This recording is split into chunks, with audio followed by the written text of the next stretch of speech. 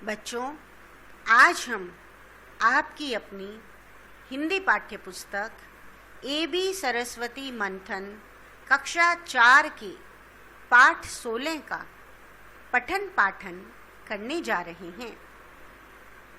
इस पाठ का शीर्षक है बोल का मोल। बोल, बोल से आप क्या समझे बच्चों? बोल का मतलब होता है बोली, और मोल, मोल का मतलब होता है मूल्य। तो आपको क्या समझ में आया? बोली का मूल्य, यानी दूसरे अर्थों में यदि हम बोलें और शीर्षक को समझने का प्रयास करें तो उसका अर्थ होगा बोली का मूल्य। तो कैसी बोली का मूल्य? आप बताइए कि आपको मीठी बोली अच्छी लगती है या कड़वी बोली? मीठी बोली अच्छी लगती है ना? इसी तरह से आपको कोई की बोली अच्छी लगती है या कोयल की? कोयल की बोली अच्छी लगती है ना? कोई की बोली को तो कोई नहीं सुनना चाहता, इसलिए कोयल की बोली का कोई महत्व भी नहीं है और कोई की बोली का कोई मूल्य भी नहीं है। इसके विपरीत कोयल की जो बोली होती है वो मीठी बोली होती है, जिसको सभी सुनना पसंद करते हैं, और उसकी बोली का ही मोल होता है, मूल्य होता है। तो आप क्या समझे? मीठी बोली का महत्व सभी के लिए होता है। इसी प्रकार हमें भी अपने जीवन में सदैव मधुर वाणी का अर्थात मीठी बोली का प्रयोग करना चाहिए, क्योंकि जीवन में सदैव विनम्रता और वाणी की मिठास, ये दोनों ही चीज़ें बहुत महत्वपूर्ण हैं। और एक अच्छा जीवन जीने के लिए, समाज में एक अच्छी छवि बनाने के लिए इन्हीं दोनों चीज़ों की सबसे अत्यधिक आवश्यकता होती है। तो आप याद रखेंगे ना इस चीज़ को? तो चलिए पाठ को शुरू करते हैं। एक आदमी बूढ़ा हो चला था। उसके 4 बेटे थे। बेटे यूं तो सभी काम जानते थे, किंतु बोलचाल और आचरण में चारों एक जैसे नहीं थे। आचरण होता है व्यवहार, बोलचाल यानी बोली। तो चारों जो बेटे थे उनमें से चारों का जो बोलचाल और आचरण थी वो अलग अलग था। किसी का अच्छा था, किसी का अच्छा नहीं था। पिता ने उनसे कई बार कहा, यदि तुमने अपनी बोलचाल और आचरण नहीं सुधारा तो जीवन में सफल नहीं हो सकोगे। पर पिता की बात पर उन्होंने कभी ध्यान नहीं दिया। तो जो बच्चे माता पिता की बात पर ध्यान नहीं देते ना, तो उनको जीवन में बहुत कष्ट भोगना पड़ता है। तो चलिए आगे देखते हैं क्या हुआ। एक बार की बात है, चारों बेटे और पिता एक लंबी यात्रा से लौट रहे थे। इस यात्रा के बीच उनके पास खाने पीने को कुछ भी न बचा था। पास में जो धन था वह भी खत्म हो चुका था। वे कई दिनों से भूखे थे। वे बस यही चाहते थे कि किसी तरह जल्दी से जल्दी अपने घर पहुंच जाएं। आगे क्या हुआ देखो। पांचों एक जगह सड़क के किनारे विश्राम कर रहे थे। विश्राम यानी आराम कर रहे थे।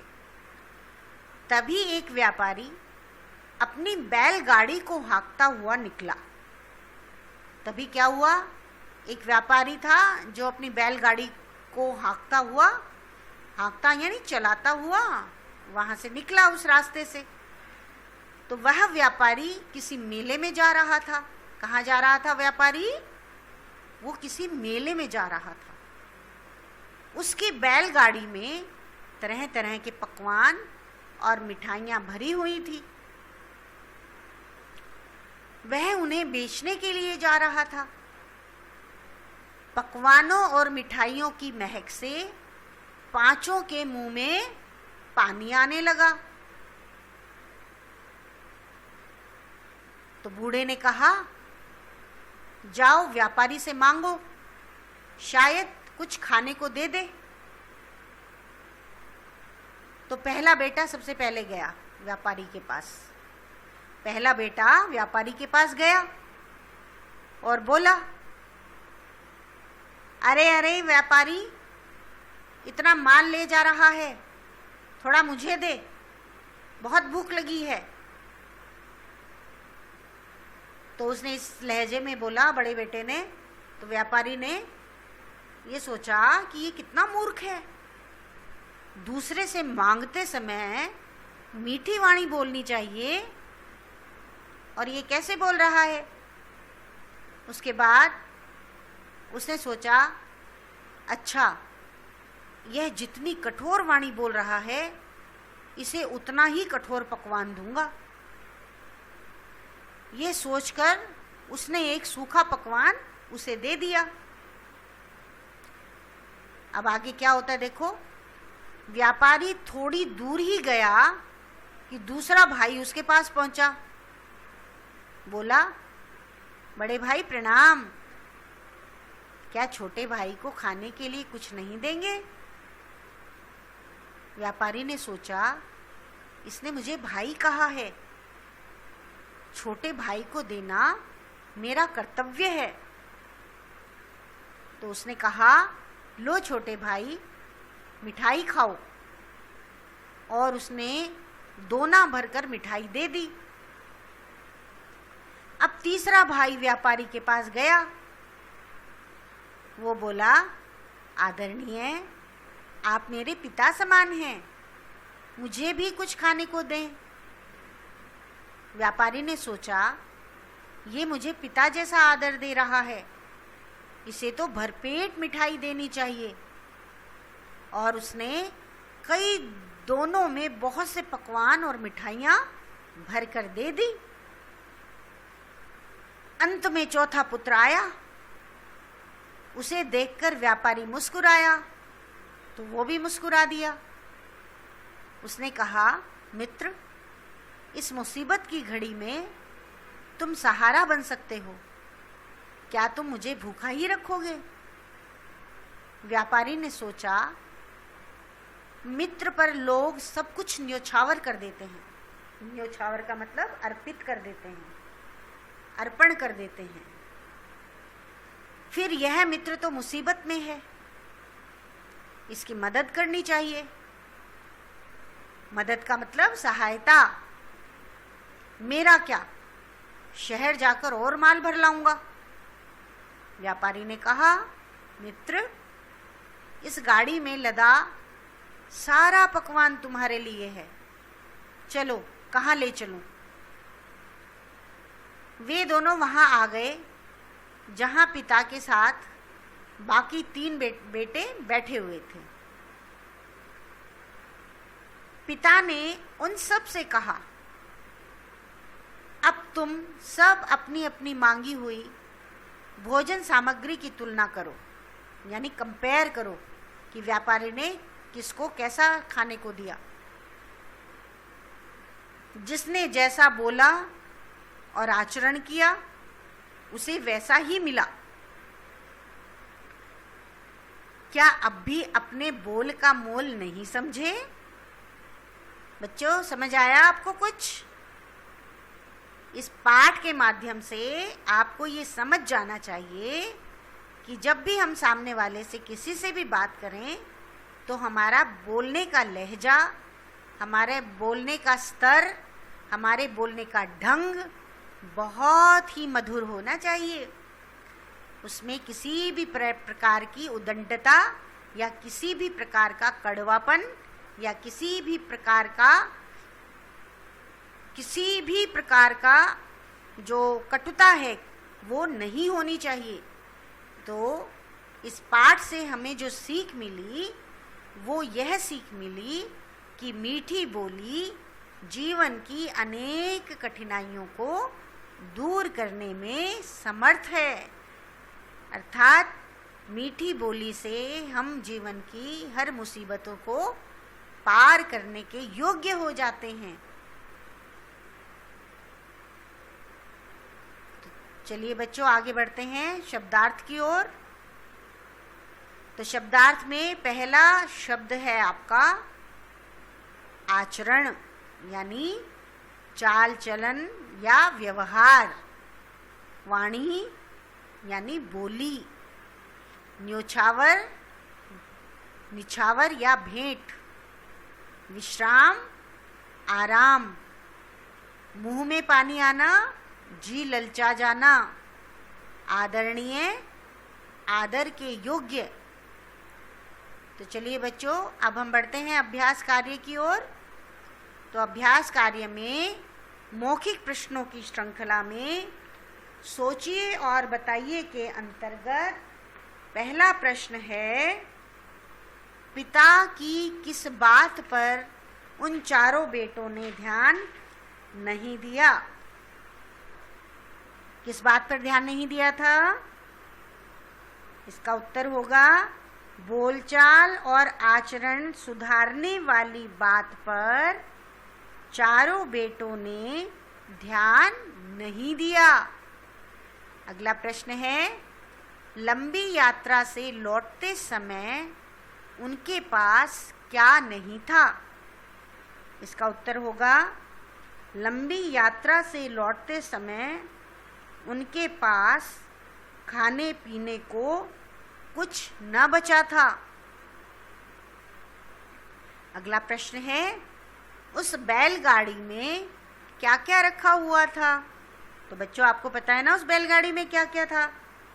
तो इसका उत्तर होगा उस बैलगाड़ी में तरह तरह के पकवान व मिठाइयाँ रखी हुई थी। अगला प्रश्न, सबसे कठोर वाणी किसने बोली? इसका उत्तर होगा सबसे कठोर वाणी पहले पुत्र ने बोली। अगला प्रश्न है, इस कहानी से हमें क्या शिक्षा मिलती है? तो बच्चों आपको पहले भी बताया गया है कि इस कहानी से हमें यह शिक्षा मिलती है कि मीठी बोली से जीवन में आने वाली अनेक कठिनाइयाँ समाप्त हो जाती हैं। तो चलिए बच्चों आगे बढ़ते हैं हम लिखित पाठ ज्ञान की ओर, जिसमें पहला प्रश्न है, किसने कहा? वाक्य है आपका, जाओ व्यापारी से मांगो। किसने कहा था? पिता ने। अगली लाइन है, अरे ओ व्यापारी थोड़ा मुझे दे। किसने बोला था ये? पहले बेटे ने। आप मेरे पिता समान हैं, ये बात किसने बोली थी? तीसरे बेटे ने, आप मेरे पिता समान हैं।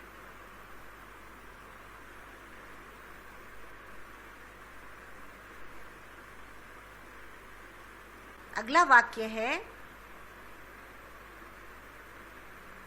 कहाँ ले चलूं? ये किसने बोला था? व्यापारी ने।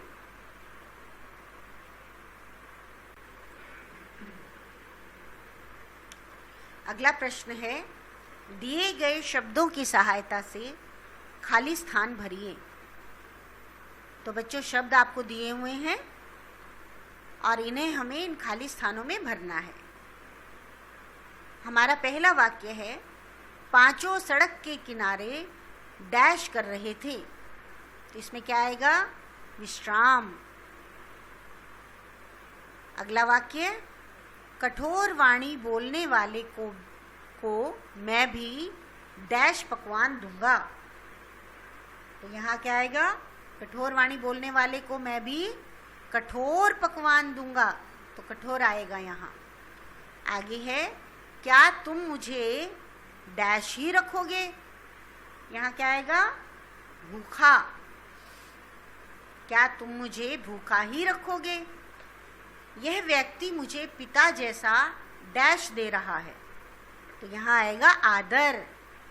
यह व्यक्ति मुझे पिता जैसा आदर दे रहा है। शहर जाकर और डैश भर लाऊंगा। माल। शहर जाकर और माल भर लाऊंगा। तो बच्चों, आपने अभ्यास कार्य के कुछ प्रश्नों को यहाँ हल किया। शेष प्रश्नों को आप स्वयं अपनी बुद्धिमत्ता से हल करने का प्रयास करेंगे। धन्यवाद।